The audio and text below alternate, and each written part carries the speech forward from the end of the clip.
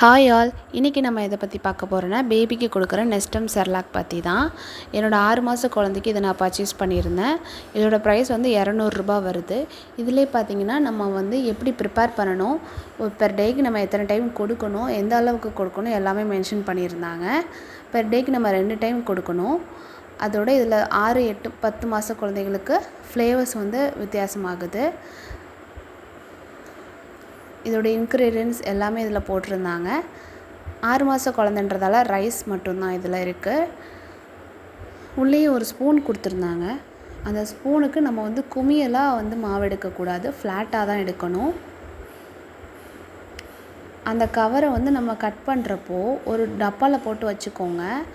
ஏன்னா நம்ம வந்து அதை கிளிப் போட்டோ தனியாக வைக்கிறப்போ அது ட்ரை ஆகும், காற்று உள்ளே போய். ஸோ அதனால் ஒரு பாக்ஸில் போட்டு வச்சா சேஃபாக இருக்கும். அதுவுமே அதில் மென்ஷன் பண்ணியிருந்தாங்க. என்னோடய பேபிக்கு நான் 1 ஸ்பூன் எடுத்திருந்தேன். ஏன்னா நான் ஃபஸ்ட் டைம் கொடுக்குறதால 1 ஸ்பூன் மாவு எடுத்து அதுக்கு 40 ml தண்ணி கலக்கினேன். அந்த பாக்ஸில் எப்படி போட்டிருந்தாங்கன்னா 4 ஸ்பூன் மாவுக்கு 165 ml தண்ணி கொடுத்துருந்தாங்க. ஸோ அதனால் 1 ஸ்பூனுக்கு நான் வந்து 40 ml கொதித்த வெந்நி எடுத்து அதில் ஊற்றி கட்டிகள் இல்லாத மாதிரி கரைக்கணும். அந்த கட்டியாக வந்துடுச்சுன்னா பேபிஸ் வந்து முழுங்கிறதுக்கு வந்து துப்பிடுவாங்க வெளியே. ஸோ அதனால் அதை நம்ம நல்லா பேஸ்ட் மாதிரி ஆக்கிடணும். நல்லா கொரன்னு இருக்கக்கூடாது. வெந்நி ஊற்றி அதை நல்லா வேக வைக்கணும். பேஸ்ட்டாக வந்ததுக்கப்புறம் நம்ம குழந்தைங்களுக்கு கொடுத்து பாருங்கள், நல்லாவே சாப்பிடுவாங்க. உங்கள் குழந்தைங்களுக்கு கொடுத்துட்டு ட்ரை பண்ணி பாருங்கள்.